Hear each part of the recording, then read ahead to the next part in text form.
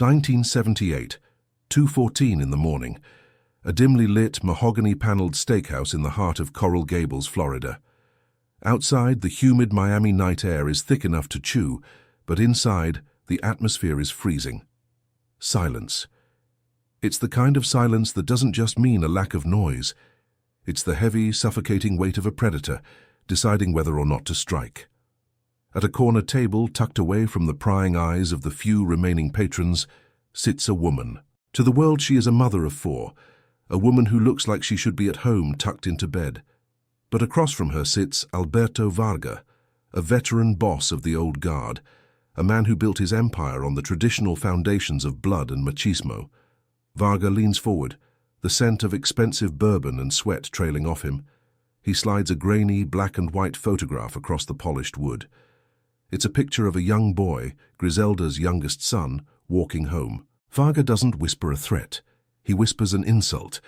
He tells her, with a smirk that doesn't reach his eyes, that a nursery maid has no business running the docks of Biscayne Bay.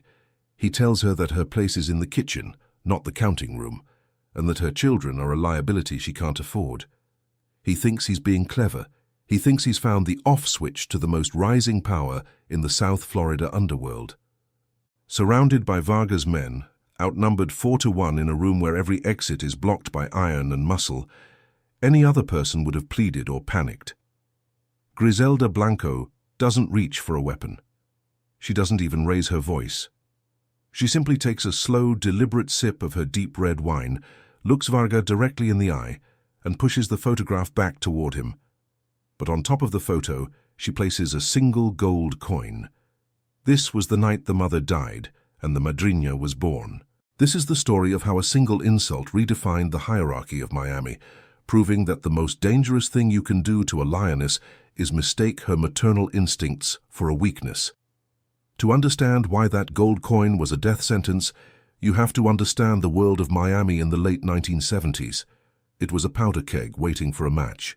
This was the infancy of the cocaine cowboy era, a time when the rules of the game were being written in real time, often in blood on the pavement of shopping mall parking lots.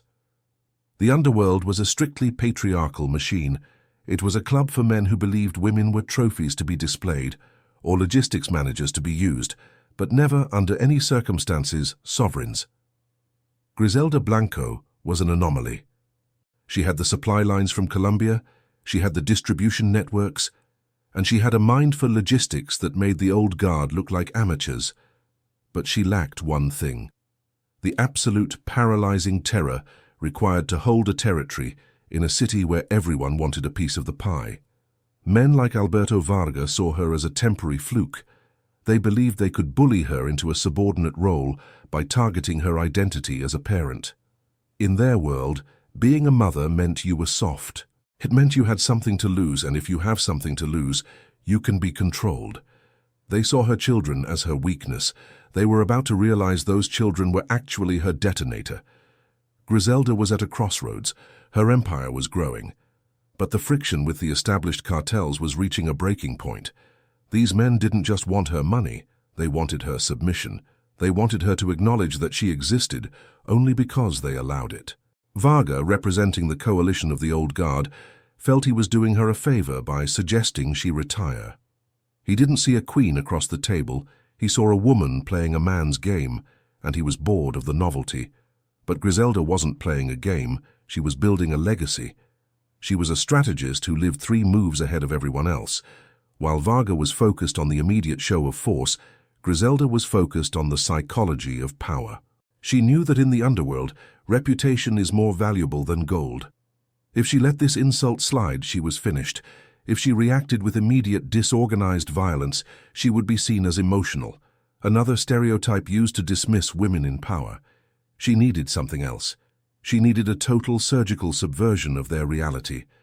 Among her inner circle was Dario Sepulveda, her enforcer, and a man who understood the darkness better than most. He watched as Griselda became increasingly detached in the days following the steakhouse meeting. He feared her growing coldness, not because he was afraid of her, but because he knew what that kind of silence preceded. Then there was Chucho, the driver. Chucho had been with the family for years. He saw the way Griselda looked at her children, and he saw the shadow of the war that was coming. Chucho made a fatal calculation. Under immense pressure from Varga's associates, who had intercepted him at a gas station, he began to believe that the only way to save Griselda was to help her lose. They told him they just wanted to give her a minor scare, something to convince her that the life wasn't worth the risk to her boys. They promised him that no one would get hurt if he just gave up a location, a private family dinner where she would be vulnerable. Chucho, in his misguided loyalty, believed he was being a hero. He thought he was saving her life by forcing her to quit. What Chucho didn't know, what no one knew, was that Griselda had already anticipated the smell of betrayal. She had been watching him for weeks, noting the way his hands shook when he held the steering wheel, the way he avoided her eyes in the rearview mirror. The tension in the city was palpable. Detective Mike Henderson, a veteran observer of the Miami streets, could feel the shift. He had seen the city's descent into chaos start with small ripples, but this was different. He saw the way the major dealers were retreating, the way the streets went quiet after dark. He was looking for one clean piece of evidence to dismantle the Blanco empire before it burned the city down. But Griselda was a ghost. She had vanished from public view within 48 hours of the meeting with Varga. The cartel bosses laughed, thinking she was packing her bags, preparing to flee back to Colombia with her tail between her legs. They thought they had won. But then, the tokens started appearing. It began with a raid on Griselda's primary distribution hub, but it wasn't the police who showed up. Masked men tore through the facility, but they didn't take the product. They didn't even take the cash. Instead, they left behind a trail of children's toys, stuffed animals and rattles, scattered across the blood-stained floor. It was a message from Varga, a reminder of the nursery-maid comment. It was meant to humiliate her. Varga sat in his office, celebratory cigar in hand, waiting for the phone call of surrender. He expected a tearful plea for mercy. He expected her to beg for the safety of her sons. Instead, 72 hours after she disappeared, the power dynamic of the entire state of Florida began to reset. Every major street-level dealer in Miami, from the docks of Overtown to the mansions of Star Island, received a small package. Inside each one was a single gold coin and a note with 3 words. Wait for the light. No one knew what it meant. The confusion created a vacuum of fear. Varga's men, usually so confident in their dominance, began to look over their shoulders. The silence from Griselda wasn't the silence of a woman fleeing. It was the silence of a commander positioning her pieces. She wasn't hiding, she was hunting. And she was using the very thing they mocked, her motherhood, as the mask for her most brutal transformation. In her private quarters, Griselda sat in a rocking chair, the light of a single lamp casting long shadows against the wall. In her hands was a small, hand-knitted white baby booty. It was delicate, soft and innocent, the ultimate symbol of the vulnerability Varga thought he could exploit. She ran her thumb over the wool, her expression unreadable. To anyone else, it was a piece of clothing for a child. To Griselda, it was the final debt. The stage was set for a peace meeting, or so Varga thought. He had called for a gathering at a neutral marina at dawn to finalize the terms of Griselda's retirement. He arrived with his full entourage, armored cars, and enough firepower to start a small war. He expected to see a broken woman. He expected to see the end of the Blanco era. But as the sun began to peek over the Atlantic horizon, the city's power grid in the warehouse district suddenly went dark. In that sudden heavy silence, the nursery maid was about to show the old guard that the most dangerous thing in the world isn't a man with a gun, it's a mother with a plan. 4 minutes. That was the time it took for the world to stop turning for Alberto Varga. At the warehouse district marina, the silence following the sudden power surge was deafening. The hum of the city had been cut away like a thread, leaving only the rhythmic slapping of the black Atlantic water against the concrete pier. Varga stood there, the orange glow of his cigar the only light in the darkness, surrounded by 10 of his most loyal soldiers. He was waiting for a broken woman to walk out of the shadows and hand over the keys to the kingdom. He expected tears. He expected a plea for the lives of her children. But as the emergency lights of the marina began to flicker to life, dim, sickly yellow beams. The image that greeted him wasn't what he had rehearsed in his mind. Griselda Blanco wasn't alone, and she wasn't hiding. She was standing at the end of the pier, perfectly still, wearing a white silk suit that seemed to glow in the half-light. Behind her sat a small wooden table with 2 chairs. On the table sat a bottle of wine, 2 glasses, and a small mahogany box. Varga laughed, a dry, rasping sound. He signaled for his men to fan out, to surround her, to finish the humiliation he had started at the steakhouse. "You always did have a sense for the theatrical, Griselda," he shouted, his voice echoing off the corrugated metal of the nearby warehouses. "But the play is over. The nursery maid is out of time." He walked toward her, confident, his boots clicking on the pavement. He didn't notice that his lead enforcer, a man who had been on his payroll for a decade, had slowed his pace. He didn't notice that the 3 men to his left had stopped entirely, their hands resting not on their holsters, but at their sides. Varga reached the table and pulled out the chair, sitting across from the woman he thought he had broken. Griselda didn't look at him. She looked at the wine. "You know, Alberto," she said, her voice like velvet wrapped around a blade, "you made a very common mistake. You saw a woman who loves her children, and you thought that love was a leash. You thought it made me predictable. You thought it made me soft." Varga smirked, leaning back. "It does. It gives me a handle to pull. Now, where are the ledgers? Where are the roots?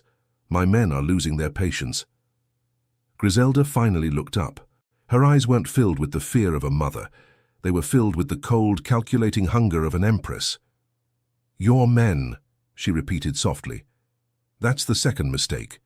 You assume that because you pay them, they belong to you. But in this city, ownership isn't about a weekly envelope. It's about the walls over their heads. It's about the schools their children attend. It's about the debts that keep them awake at night." She opened the mahogany box on the table. Inside wasn't a gun. It wasn't a map of the Biscayne routes. It was a stack of papers neatly bound in leather. She slid the top one across the table. Varga glanced at it, his brow furrowing. It was a mortgage deed for a suburban home in Hialeah, the home of his primary lieutenant. "I didn't spend the last 72 hours hiding, Alberto," Griselda whispered. "I spent them shopping. While you were busy laughing about nursery maids, I was busy buying the debt of every man standing behind you. I own their houses. I own the cars they drive. I own the loans they took out to keep their wives in jewelry. You pay them for their time, but I own their lives." Varga felt a cold sweat prickle at his hairline. He looked back over his shoulder. His men were standing in a semicircle, but they weren't looking at Griselda with hostility. They were looking at Varga with the hollow eyes of men who had already been bought and sold. They weren't his soldiers anymore. They were her collateral. This was the tribunal the streets would talk about for decades. There was no shouting. There was no grand shootout. There was only the sound of the ledger hitting the table. Griselda reached into her pocket and pulled out the white hand-knitted baby booty, the one she had been holding in the shadows of her apartment. She dipped the toe of the booty into her glass of red wine, watching the white wool soak up the deep, blood-colored liquid. She pushed the wine-soaked booty across the table toward Varga.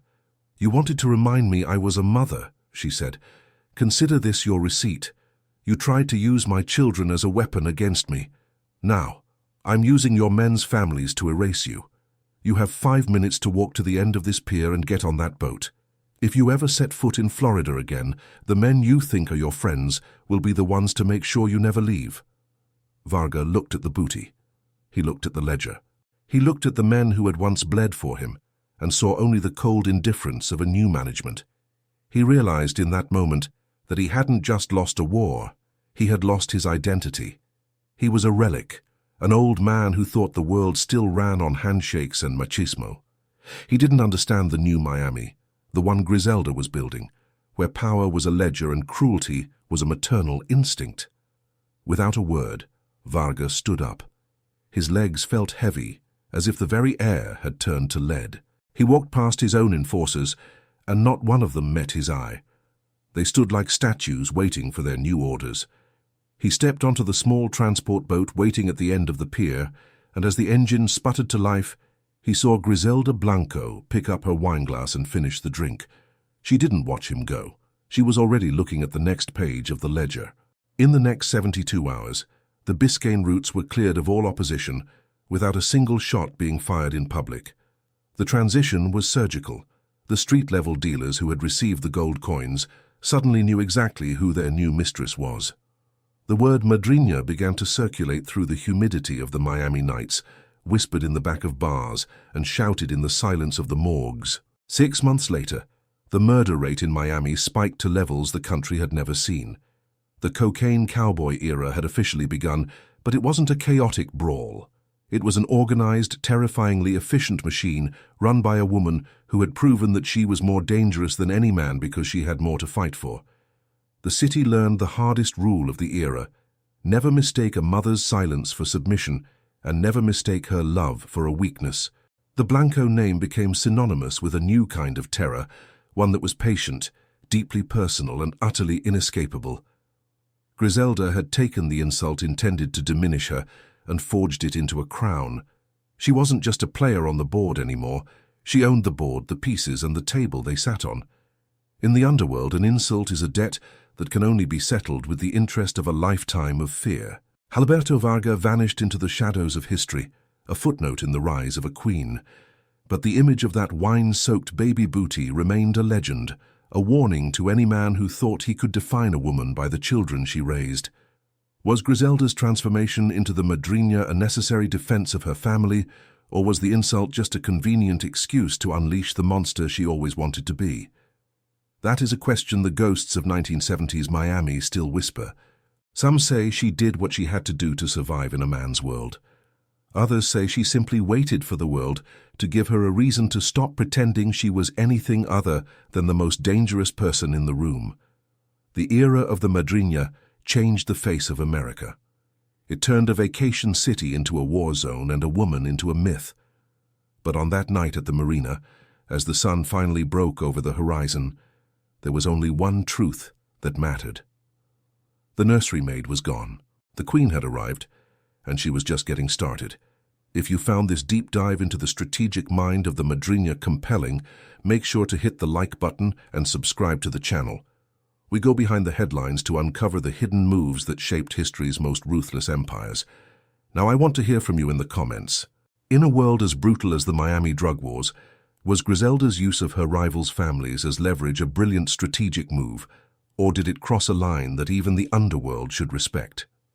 Would you have done the same to protect your legacy? Let's talk about it below. If you're hungry for more stories of power and betrayal, there's another one waiting for you right here on the screen. See you in the next one.